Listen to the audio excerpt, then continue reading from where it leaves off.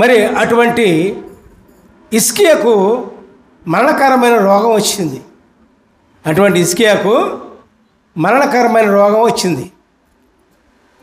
వస్తే ఏమన్నాడు తెలుసా ప్రియులారా? ఎట్లా ప్రార్థించాడు తెలుసా ప్రియులారా? అధికారంలో ఉన్నాడు, రాజుగా పరిపాలిస్తున్నాడు, ఒక దేశానికే రాజు. అటువంటి రాజు మరి రాజులకి, ఈ అధికారులకి రాజులకి మీద గర్వం ఉంటుంది, దేవుని దగ్గరికి రారు, ఎందుకంటే వీళ్ళ మీద పోటుకోళ్ళని. మరి హిజ్కియాకు గర్వం లేదు, గర్వం లేకుండా దేవుని ప్రార్థిస్తూ ఉన్నాడు. తను చేసిందంతా కూడా గుర్తు చేస్తున్నాడు. గుర్తు చేయండి, దేవుని గుర్తు లేదని కాదు, దేవుని గుర్తే. తను చేసిందంతా గుర్తు చేస్తున్నాడు. ఏమని? నేను యథార్థ వృద్ధుడనే అయ్యా. చూడు మరి ఆ మాటలు యథార్థంగా ఉండబట్టే నేను యథార్థ వృద్ధుడనే అంటున్నాడు. యథార్థంగా జీవితం లేకపోతే నేను యథార్థవంతుడనయ్యా అని దేవుడు ప్రార్థించలేడు. కాబట్టి మనం ఎట్లా ఉండాలి? యథార్థ హృదయుడుగా ఉన్నాం మనం. అదే హిజ్కియా యథార్థ హృదయుడు కాబట్టి నేను యథార్థ హృదయుడునై ఉన్నాను అని ప్రార్థిస్తూ ఉన్నాడు. తర్వాత రెండవది సత్యముతో. సత్యముతో అంటే సత్యం అంటే యేసయ్యా, నేనే సత్యము, నేనే మార్గము, సత్యము, జీవమునై ఉన్నానని చెప్తున్నారే. సత్యముతో నీవు కలిగి, ప్రభు కలిగి నేను ఏ విధంగా ఉన్నాను అంటున్నాడు. తర్వాత నీ దృష్టికి అనుకూలముగా సమస్తమును నేను ఎట్లు జరిగించుదును. దేవుని దృష్టికి సమస్తము అనుకూలంగా జరిగించాడంట. మరి మనం కూడా అదేవిధంగా దేవునికి అనుకూలంగా మన క్రియలు, మన మాటలు, మన ఆలోచనలో ఉంటే దేవుడు మన ప్రార్థన ఖచ్చితంగా ఆలకిస్తాడు. మనం ప్రార్థించిన దేవుడు మన ప్రార్థన ఆలకించట్లేదంటే ఈ లక్షణాలు లేవు. దేవునికి స్తోత్రం. నేర్చుకోవాలి మన అందరం కూడా. దేవునికి స్తోత్రం. Hallelujah, praise the lord. ఇన్ని చేసినా, దేవుని యందు ఎంత అనుకూలంగా, ఎంత మంచిగా జీవించినా చివరికి ఏమని పెట్టాడో చూడండి. కృపతో నన్ను జ్ఞాపకం చేసుకొనుము అంటాడు. అయ్యా ఇవన్నీ కాదు ప్రభువా, నేను నీకు అనుకూలంగా చేసి ఉండొచ్చు, పక్కన పెట్టేశాడు.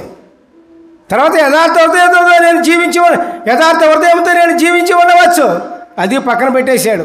సత్యంతో నీ సన్నిధిని నేను ఎట్లా జీవించుతునో అన్నాడు, అది పక్కన పెట్టేశాడు. ఇవన్నీ కాకుండా నీ కృపతో నన్ను జ్ఞాపకం చేసుకొనుము అంటున్నాడు.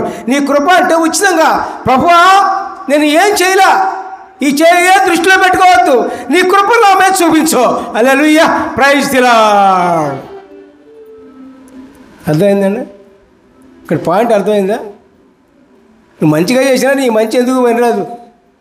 నీ మంచి మురిగుట్ల లాంటిది. అందుకని మంచి చేయొద్దని కాదు, మంచి చేయాలి. నీ మంచి మానవుని మంచి ఎందుకు పనికిరాదు, మంచి కాదు ప్రభువా, అదే అంటున్నాడు. అదే ప్రార్థన భావం ఇది. ఇక్కడ హిజ్కియా ప్రార్థన భావం అదే. ఎందుకని మంచి చేశాను, ఇవన్నీ కాదు ప్రభువా, నా మంచిని బట్టి కాదు, నువ్వు చెప్పిన దాన్ని బట్టి కాదు, నీ ఇష్టం వచ్చిన దాన్ని బట్టి కాదు ప్రభువా, నీ కృపతో నన్ను జ్ఞాపకం చేసుకోమని మరి వేడుకుంటున్నాడు. ఎంత గొప్ప ప్రార్థన చూడండి. దేవునికి స్తోత్రం. Hallelujah, praise the Lord, praise the Lord, praise the Lord.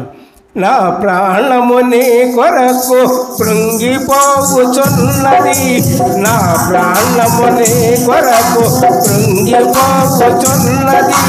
నా రక్షణకర్తయైన మహాదేవుడాయనని, నా రక్షణకర్తయైన మహాదేవుడాయనని మాట్లాడుమో దేవ, మాట్లాడుమో జీవము గల దైవమా, మాట్లాడుమో జీవము గల దైవమా, మాట్లాడుమో.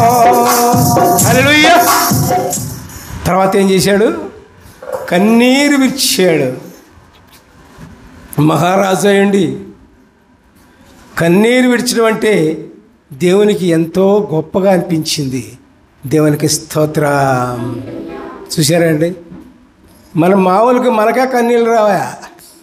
కన్నీళ్ళు ఉన్నా కన్నీళ్ళు వెనకపోతాయి. ఈ లోకం బాధలు వస్తే కన్నీళ్ళు వస్తాయేమో, కానీ దేవుని యందు ఆత్మ కలిగి ప్రార్థన చేసినప్పుడు కన్నీళ్ళు రావు. కన్నీటి ప్రార్థన దేవుడు అంగీకరిస్తాడు. అంత మహారాజయుడు కూడా కన్నీరు కడతామంటే తన గర్వాన్ని తీసేసుకున్నాడు. తన గర్వాన్ని పక్కన పెట్టాడు, తన అహాన్ని పక్కన పెట్టాడు, తన రాజరికాన్ని పక్కన పెట్టాడు. మామూలు సాధారణమైన మనిషిలాగా కన్నీరు కార్చాడు దేవుని ముందు. దేవునికి ఎంతో సంతోషం వేసి ఆ ప్రార్థన విని ఏం చేశాడు? తర్వాత దేవుడు 15 సంవత్సరములు ఆయుష్ను పెంచాడు. దేవునికి స్తోత్రం. హల్లెలూయా. అష్షూరు రాజుల సైన్యము నుండి విజయాన్ని చేకూర్చాడు. దేవునికి స్తోత్రం. హల్లెలూయా చెప్పండి. Hallelujah. Praise the Lord, praise the Lord. అది ప్రార్థన యొక్క మర్మం. దేవునికి స్తోత్రం. మనం ప్రార్థన చేస్తాం, పెదాలు ఆడతాయి కానీ దేవుని దగ్గరికి వెళ్ళాం. పెదాలు ఆడతాయి, ప్రభో ప్రభో ప్రభో అట్టటి కాదు. అక్కడ మన క్రియలు బాగుండాలి, మన జీవితం బాగుండాలి, మన మాటలు బాగుండాలి. అన్నీ బాగున్నప్పుడు మనం ప్రార్థన చేసినప్పుడు దేవుని దగ్గరికి వెళ్ళిపోతాయి. లేకపోతే వెళ్ళవండి. నువ్వు తెల్లవారులు ప్రార్థన చేయ, మన జీవితం బాగపోతే. అందుకనే దేవుడి సువార్తకు వచ్చే రావటంలోనే మీరు మారుమనసు పొందండి అన్నారు. ఎందుకు తెలుసా? ఎందుకే దేవుని రాజ్యం సమీపించి ఉన్నది, మీరు మారుమనసు పొందండి. దేవుని రాజ్యం మన మధ్య ఉంది. దేవుని రాజ్యం మన మధ్య ఉంది. దేవుని రాజ్యం అంటే యేసయ్య యేసయ్య దేవుని రాజ్యం. హల్లెలూయా. Praise the lord.